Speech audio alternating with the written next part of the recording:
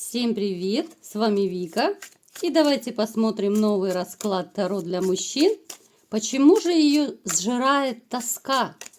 Как всегда, настраивайтесь на расклад. Для энергообмена ставьте лайк, подписывайтесь на мой канал, делитесь видео с друзьями. И смотрим, в каких энергиях вы находитесь.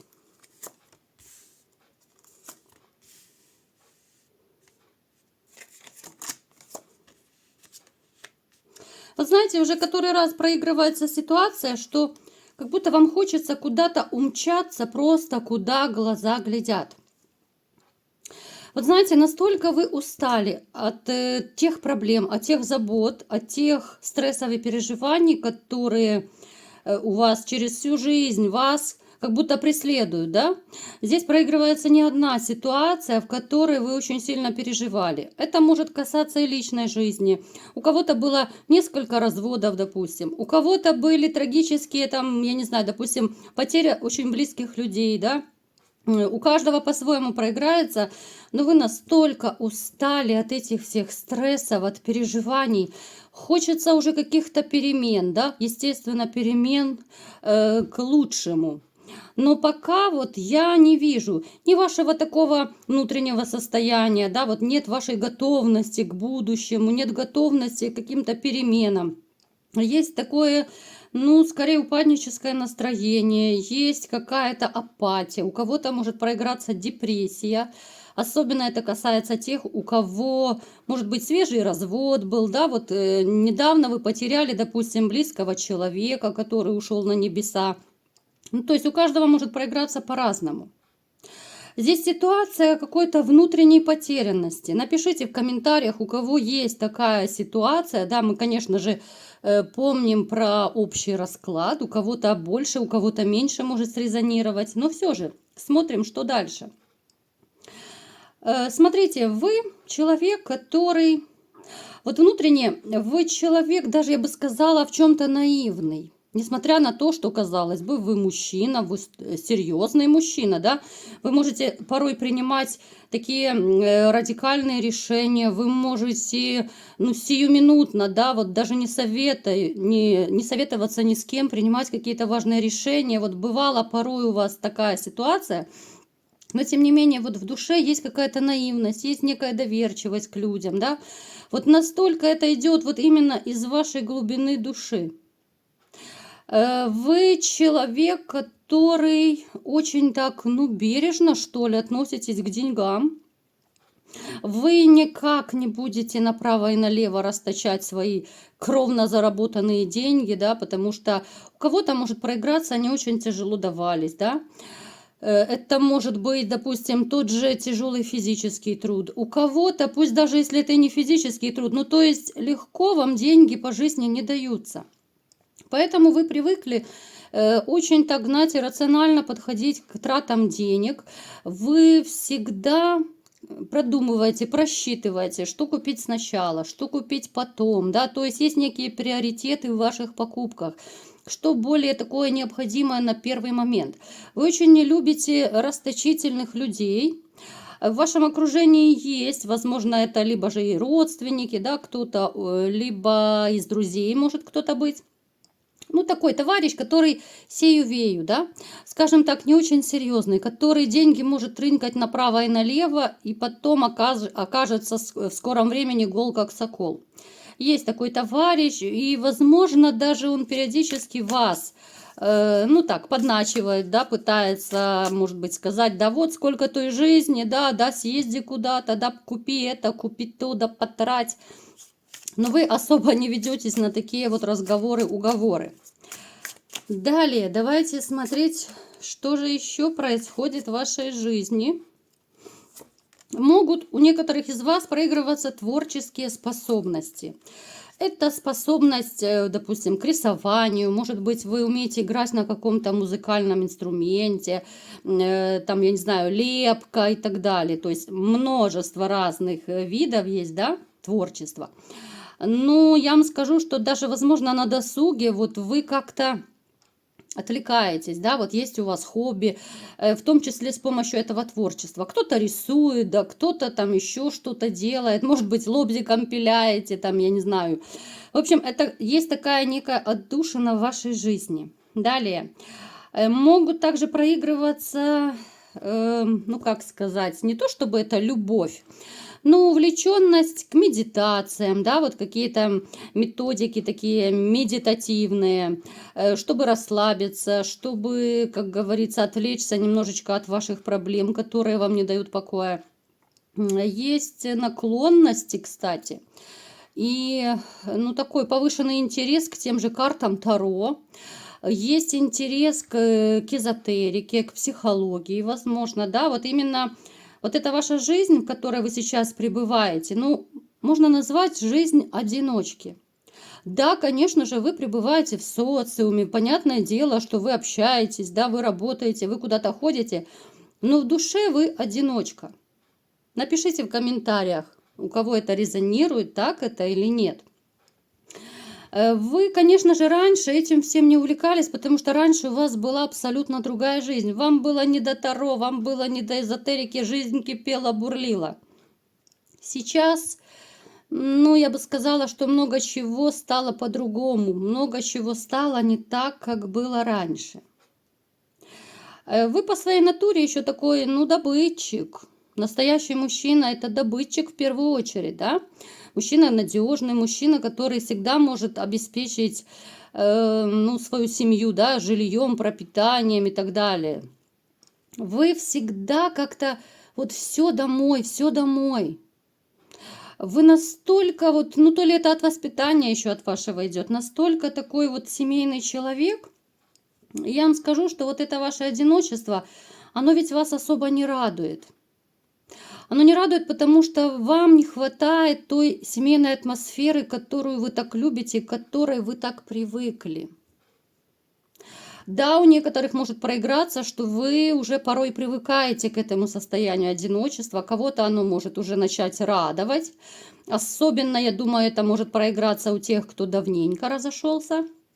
Но все же, я думаю, у большинства из вас все-таки проиграется тот момент, что ну некомфортно быть одному. Напишите, что вы думаете по этому поводу, насколько вам комфортно одному или нет.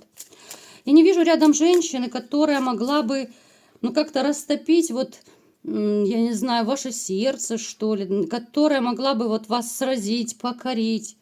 Но нет какого-то драйва в жизни, нет азарта, нет мотивации, да, вот ради чего и ради кого можно было бы сворачивать горы. Вот абсолютно я этого пока не вижу. Давайте будем смотреть теперь, какая же женщина сегодня пришла к нам на расклад, да? Кого же там сжирает тоска и почему?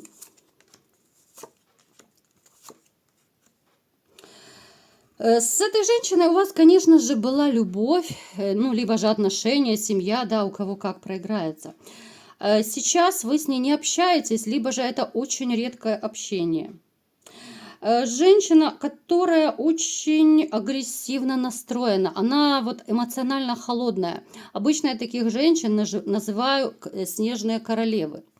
Такие женщины не способны дарить тепло, да, вот ту заботу, нежность. Они, если что-то делают, то, ну, обычно ради выгоды. Они могут себя заставлять что-то делать. Они могут, ну, даже вот если есть какая-то искринка, да, они особо это не покажут. Такую женщину довольно сложно разгадать, и с такой женщиной тем более сложновато проживать вместе, потому что ты не знаешь, что у нее в голове, потому что у нее не всегда поступки и слова, мысли ее не всегда не совпадают. Это человек, которого сложно просчитать. Это женщина, которая, ну, она такая любительница устраивать скандалы, она любительница придираться. Она, знаете, может даже к детям не очень трепетно и нежно относиться. Вот казалось бы, да, вот у кого есть дети, она не ласковая мать. Да, она может как-то заботиться, да, вот кормить, там воспитывать так, как умеет. Но вот той самой пресловутой материнской нежности и ласки, ну, здесь днем с огнем не сыщешь, либо же она это делает очень и очень редко, ну, что для меня лично, вот как для женщины, это как-то, ну, даже странно, да, вот как может быть не ласковая, не нежная мать? Ну, это как-то вообще у меня, если честно, это в голове даже не укладывается. Обычно ребенка, ну, хочется зацеловывать, затискивать, да, особенно пока маленькие, да даже если и не маленькие, все равно ребенок всегда остается ребенком для своих родителей. А когда видишь эмоционально холодную мать, ну, здесь можно только посочувствовать ее детям. Ну, и мужу, конечно. Так, что еще? Когда-то с этой женщиной вам было хорошо. Но это было так давно. Когда-то вы себя чувствовали уверенно, да? Но я так подозреваю, что это было очень давно, возможно, ну, в самом начале отношений. Это еще женщина, знаете, вот чем, ну, не то чтобы опасна и коварна, но она, знаете, вот в отношениях с такой женщиной ты реально не знаешь, чего от нее ожидать дальше. Она настолько непредсказуемая, она сейчас в настроении, через 5 минут все поменялось вверх ногами, да, она уже без настроения, она уже устроила скандал. Чем-то она мне напоминает характер близнецов. Я знаю, что среди вас тоже есть близнецы по знаку зодиака. Я очень хорошо знаю близнецов, да, и по отзывам многих людей, то, конечно, это люди уникальные в каком-то смысле, очень переменчивые, ну и с которыми довольно непросто. Я никого не хочу обидеть, но реально, когда ты не знаешь, чего ожидать от человека, для окружающих это очень сложно. Поэтому вот когда-то она была, ну, получше, так скажем, да, пока она не испортилась. Мы не будем вникать сейчас, почему она испортилась, потому что расклад немножко про другое. Но женщина очень непростая, очень. Давайте-ка смотреть все-таки, как она поживает, да, и почему же ее сжирает тоска, за кем или зачем она тоскует.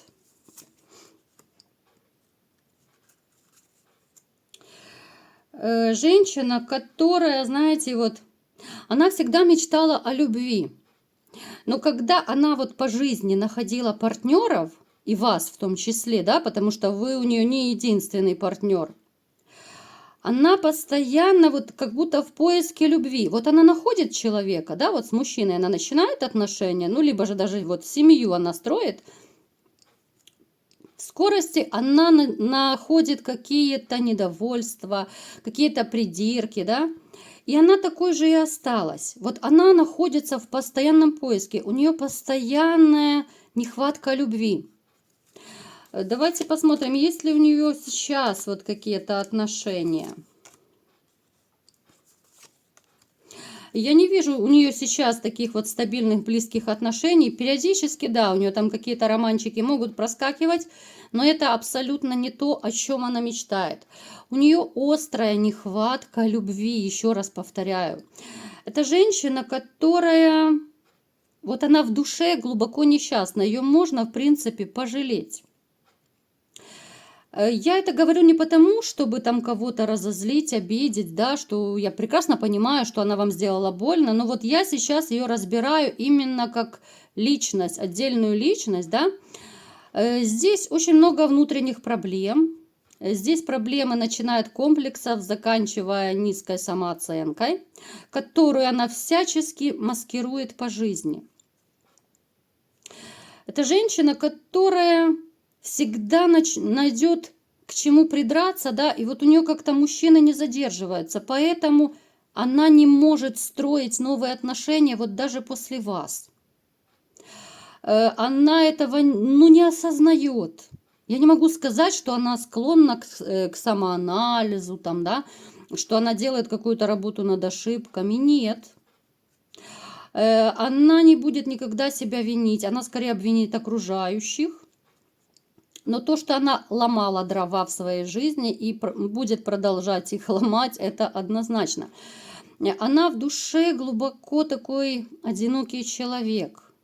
Несмотря даже на ее, казалось бы, может быть, браваду, да, на какую-то показуху, вот я такая вся раз такая, да, она может проявлять характер, она может застраивать других людей, она может вытворять все, что угодно, но это не от счастья. Потому что счастливый человек, он никогда не будет обижать и унижать других людей. Вы это понимаете. А люди, которые глубоко несчастные внутри, им хочется вот это все которое у них в душе, да, вот накопилось, все вот это внутреннее дерьмо, уж простите, да, они не могут, чтобы не выплеснуть. Это просто такая вот необходимость, что вот у человека в душе эта гадость есть, да? Нужно выплеснуть, нужно с кем-то поделиться, нужно вымазать еще кого-то, и тогда человеку легчает. Ну уж такая вот есть зависимость у некоторых людей. Она глубоко несчастный человек, из-за этого, я вам скажу, у нее будут проблемы и дальше. Почему же она тоскует? Да, вот смотрите, у нас вопрос расклада, почему она тоскует. Она тоскует именно как раз от одиночества. Она тоскует по тем временам, кстати, сейчас скажу такой момент, который, наверное, кого-то удивит очень сильно, кто-то, может быть, не поверит, но все же я скажу. Она тоскует по тем временам, когда у вас все было хорошо. Она их, конечно же, не забыла, эти времена, точно так, как и вы не забыли. Ей очень не хватает той заботы, той любви, всего того, что вы делали. То есть, в принципе, глубоко в душе можно смело сказать, что она тоскует, ну не то, что по вам, а вот именно по тем временам, по вашему отношению она тоскует. Не потому, что она там безумно любит вас до сих пор. Особенно я это говорю для тех, кто не забыл свою бывшую. Она не по любви, да, ей не нужна с вами любовь. Она тоскует по тому состоянию рядом с вами, по тому отношению, которое вы ей давали. Ту надежность, ту любовь, ту заботу, нежность, ласку, да? Вот она поэтому всему тоскует. Ей очень плохо, потому что она не видит больше вокруг достойных мужчин. Ну, по крайней мере, я по раскладу этого не вижу, что у нее есть какие-то такие, и даже в перспективе ближайшей, ну, такие постоянные отношения, достойный мужчина, который бы мог хотя бы немножечко компенсировать все то, что давали ей вы. Поэтому у нее такая грусть, печаль, тоска. Как человека ее можно просто чисто по-человечески пожалеть. Но с другой стороны, я таких женщин не оправдываю. Потому что, ну, если ты хочешь, да, вот продолжать быть в том же состоянии счастья, да, ты хочешь продолжать получать от мужчины ту же заботу, нежность, ласку, да, ну, как минимум отдавай хотя бы хоть немножечко взамен, да. И как минимум не нужно обманывать, предавать, да, а нужно ценить то, что тебе дают. Это очень важно, ценить то, что ради тебя делает близкий человек. Я думаю, вы со мной согласитесь. Напишите в комментариях. Я очень люблю читать ваши комментарии. Поэтому несчастная она женщина. Больше мне добавить нечего. Вот такой был расклад. Кому понравился, ставьте лайк, подписывайтесь на мой канал, делитесь видео с друзьями. И всем пока!